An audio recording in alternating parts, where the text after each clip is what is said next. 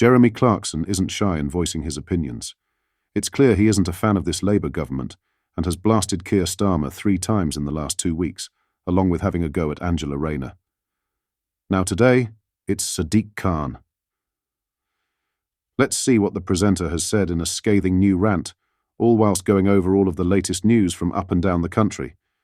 But first, hit the like and subscribe button and join our fast-growing community. Jeremy Clarkson couldn't resist a dig at London and its Mayor Sadiq Kahn recently, when trying to review a car for his newspaper column. The former Top Gear star admitted he was unable to effectively review a new Suzuki Swift due to the fact 20 miles per hour speed limits had been implemented everywhere he went. As a result, the incessant beeping and blinking from the car's dashboard proved too much of an annoyance for Clarkson to ignore. The 20 miles per hour speed restrictions on local communities have been rolled out rapidly over the past few years, with Transport for London, TfL, implementing the measure on approximately 87 miles worth of road in the capital. TfL have insisted this makes Kahn's roads safer for everyone, but Clarkson has claimed it's not actually possible to maintain 20 miles per hour when it's rolled out as a catch-all weapon. The Grand Tour host explained that as soon as you get to any kind of downhill slope, you'll be doing 25 or 30. He penned in the Times, and the only way to stop this from happening is to stare constantly at your speedo, which means you are not looking where you are going. Unleashing his verdict on the blanket rolling out of the speed restrictions, Clarkson first took aim at the Welsh government. As you may have heard, the socialists in Wales imposed a blanket 20 miles per hour speed limit on all residential streets recently. And then, after 500,000 people, which is almost everyone, signed a petition, the Politburo backed down, saying limits would be up to local authorities, he remarked. Taking a thinly veiled dig at Kahn, Clarkson continued. In London, which is even more socialist, I know people who've lost their driving licenses after reaching 12 points. And the fastest they had been travelling in any of the offences was 27. The former Top Gear star went on to muse, what can be done to adhere to 20 miles per hour restrictions, suggesting there could be some feature in cars that would automatically set a car's settings to stay on the right side of 20 miles per hour. Hit a button as you approach a 20 zone, and electronics will keep you on the right side of, I was going to say the law, but really it's just some madcap left-wing plot to make everyone use the bus, he sarcastically critiqued. In the end, Clarkson couldn't quite conjure a perfect solution to ensure 20 miles per hour speed limits are met without the incessant badgering from cars' electronic dashboards. And this isn't the first time in recent weeks the 64-year-old has hit headlines for his blistering takes on the future of motoring. In his final episode of the Grand Tour, titled One for the Road, Clarkson summarised why he decided to end his time as a motoring TV presenter, pointing the finger at the rise of electric vehicles.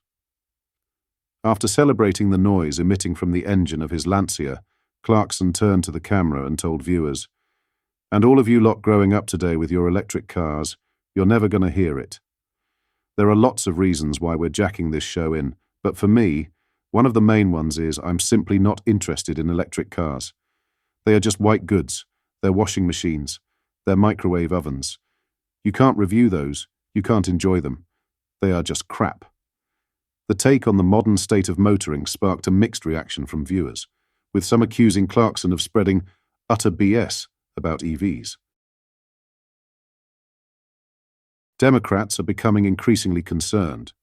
Hat pollsters are underestimating Donald Trump's voter support.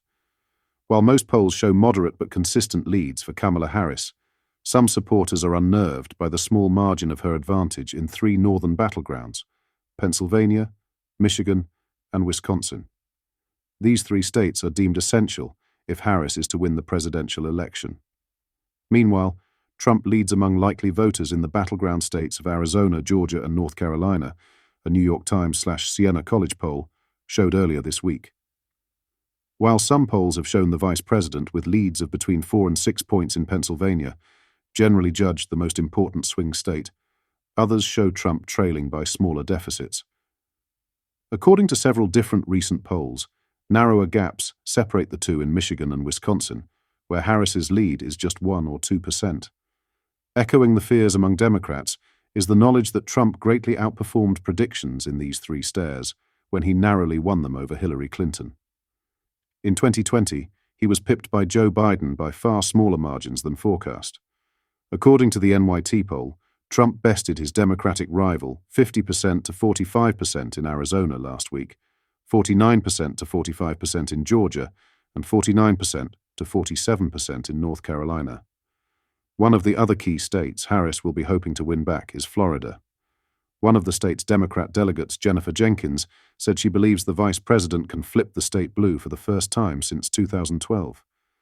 Speaking about what she thinks will happen on election night, she said, "I argue it's always a close fight in the way that we do the Electoral College in the United States, but I think it will be decisively clear on election night.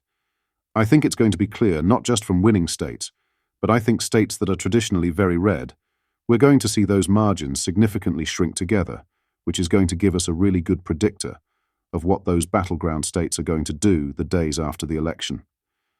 We should definitely be paying attention to Pennsylvania, to North Carolina, to Arizona, to Nevada, to Wisconsin, I think. All over the map, different areas, different regions. People are responding to the Harris-Walz ticket for different reasons and different purposes." When asked why people are responding positively to Harris, Jenkins said, "I think she has integrity. I think that is the most important thing in the world for an elected official to have, and unfortunately, I've learned it's rare.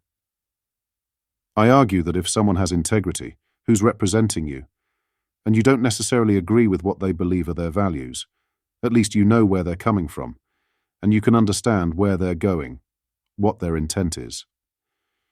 When you have somebody who doesn't actually have conviction, doesn't really have a moral compass, or a real agenda that they really are truly passionate about, I think that that's the most confusing and dangerous thing we can have in our society. That's what I see about Trump. I don't actually believe Trump believes 90% of the things that he says he's going to do if he became president. I don't think he really cares. I think he says those things because he thinks it's going to gain him power."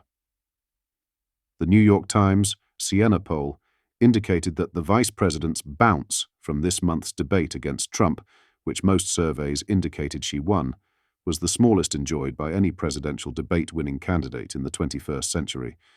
New York Times' chief polling analyst, Nate Cohn, said, "On average, Kamala Harris is faring about 1 point better across 34 polls that measured the race before and after the debate.